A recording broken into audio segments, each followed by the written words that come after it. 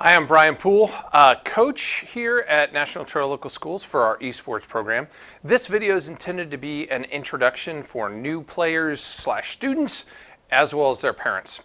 So we're a member of an organization called eSports Ohio, which is a nonprofit developed by a bunch of educators in Northern Ohio to bring eSports to schools here in Ohio at little to no cost. The mission of eSports Ohio is to bring eSports to all the schools here in Ohio and to empower students to provide extra educational opportunities for them to connect with and learn new things here at all the schools in Ohio. There are a number of eSports Ohio goals, and they really are about bringing inclusion to everyone in the school, making opportunities for students that maybe don't participate in traditional sports, and to hopefully help them connect with the school better and be more inclusive than some other things. There are advantages of playing some video games. These are just some of the ones that eSports Ohio have on their presentation as far as improving really the thinking process and visual acuity, working together, and you can read that list right there while I'm talking. But there are positive things to playing video games. It's not all negative that you hear about kind of in the news sometimes. So as far as sports and learning, it fosters personal growth. It's associated with higher GPA in students because they have to meet the same GPA guidelines as any other sport in esports. And it brings people together a little bit as far as working together and getting to know each other better in the school. So what exactly are esports? They're electronic sports that are played as a team together against other teams. Esports are the second most popular thing viewed in the world today. Super Bowl is number one, esports is number two, and esports players get college scholarships. They make tons of money. The best paid one's $7 million right now.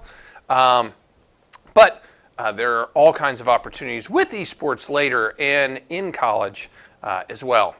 So this is a little video on what esports is. I'm going to pass right by that and not show the video right now.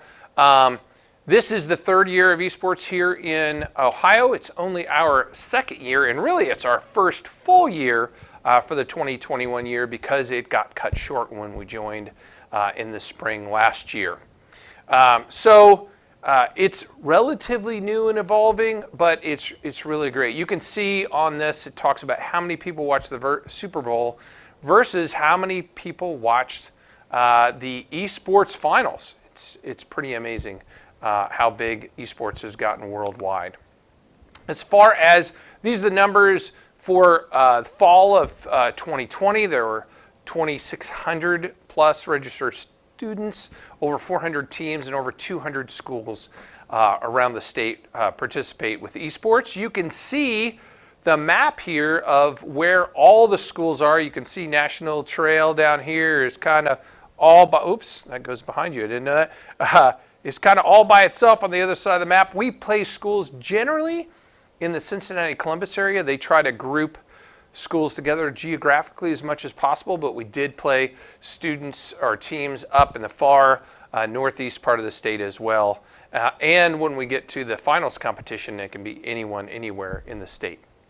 There's no category as far as, A, B, C, or D, or 1, 2, 3, or 4. We're all into the same pool as far as esports goes. So why play esports? It reaches the entire student population. Anybody can participate in it. It helps develop all kinds of great skills for students, primarily being teamwork and communication, as well as critical thinking and leadership skills. Obviously, we have team captains, and we have multiple teams. So we have multiple team captains that students get to really work on how they talk to other students and work together well in esports. As far as college opportunities, there's a bunch of local colleges that have scholarships in esports. I was contacted in the spring by a couple colleges, specifically about one of these esports League of Legends and players that were interested in playing.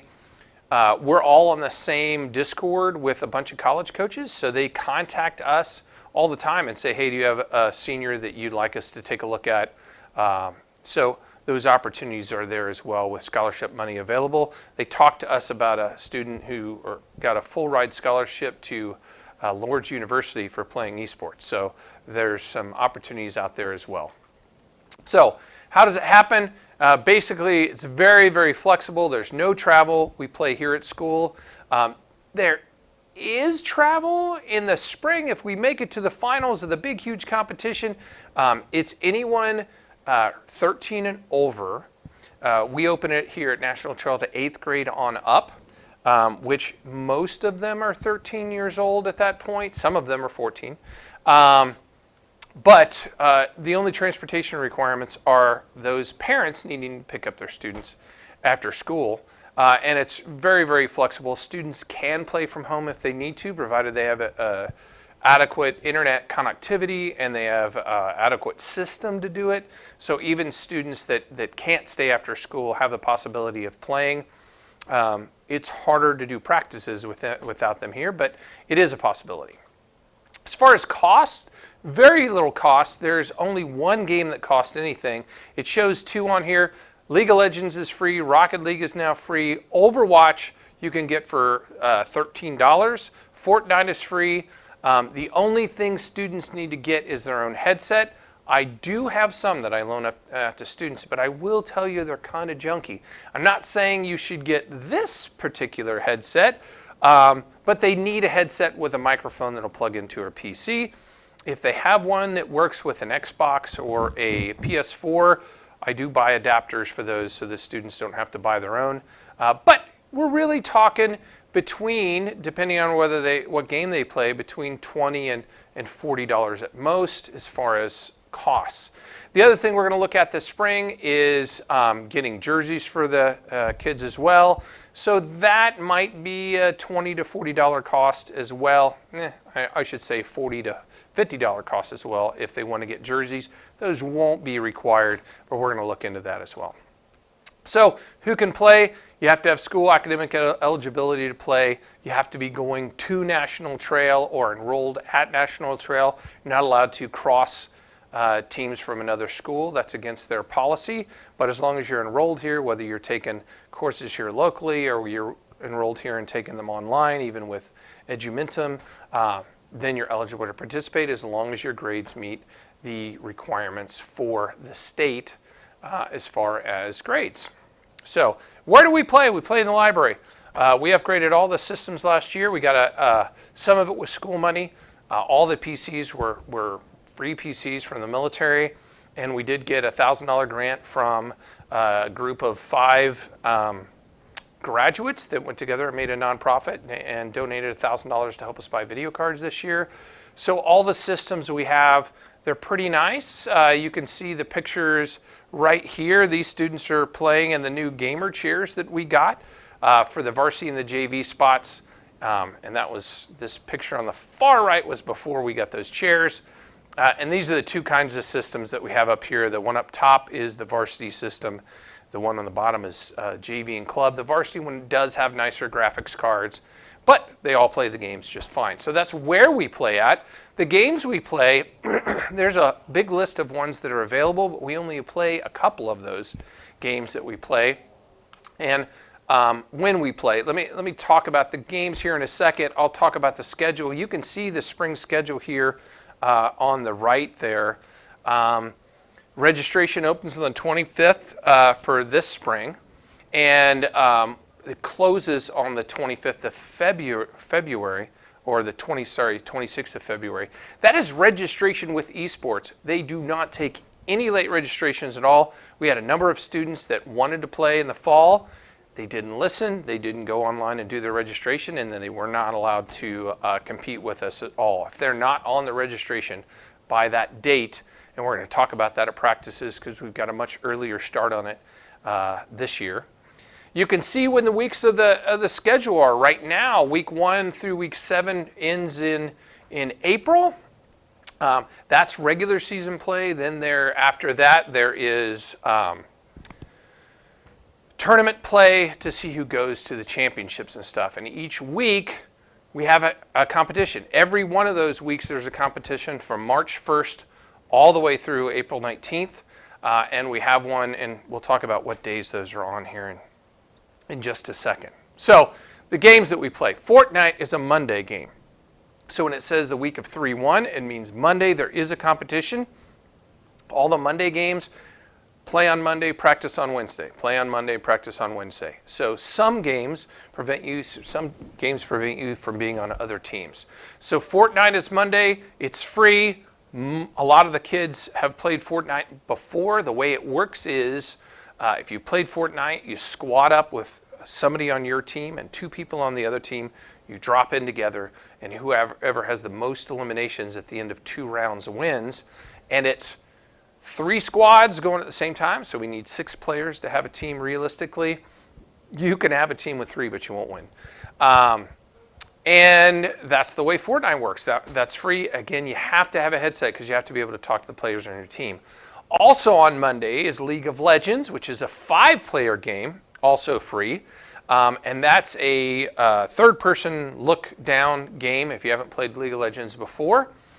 It requires you to have 25 champions before you can be varsity, but junior varsity and club, you don't need to have those numbers. And again, this is 5 people on the varsity, and then there's 5 on JV, and everybody else would be on the club squad on these. And they have, all 3 of them have competitions every day, by the way. So if we had 3 League of Legends teams, they would all be playing different schools on Monday. Basically, we start at 2:45, but the matches don't actually start till 3 to 4 because not all the schools are available then.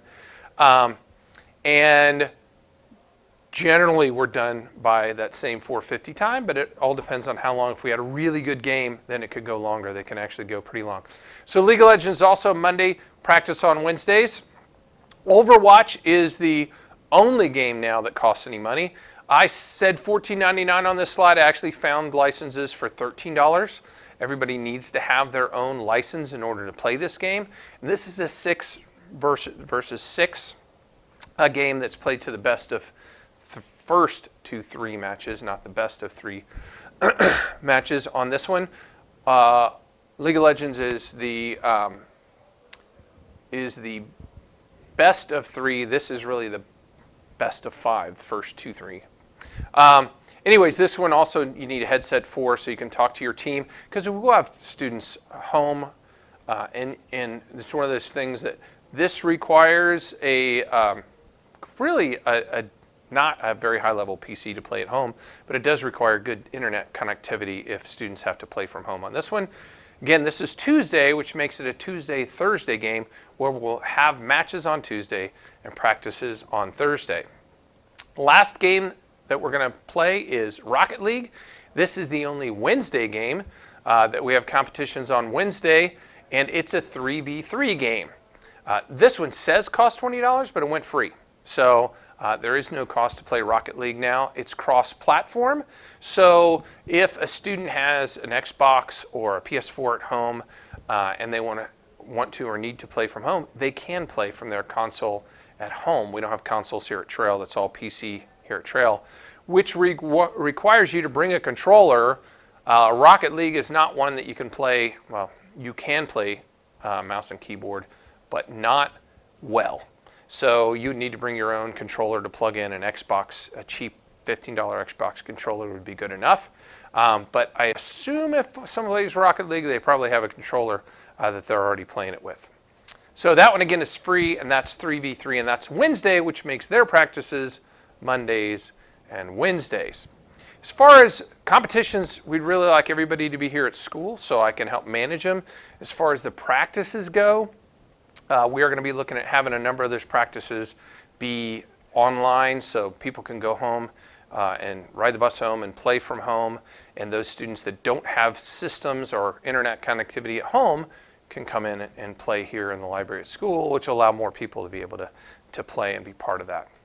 So I've already said this there's Monday, Wednesday teams and there's Tuesday, Thursday teams. You are allowed to be on as much as 2 teams as long as they don't conflict so that those people can practice together. So you can't be on Fortnite and League of Legends because they play and practice at the same time. Same thing with Rocket League. So you have to choose one of those 3. But then Overwatch, which is the only one on Tuesday, somebody could be on Overwatch and one of the other ones as well if they really wanted to. Eligibility, same as school eligibility for academic eligibility here at school.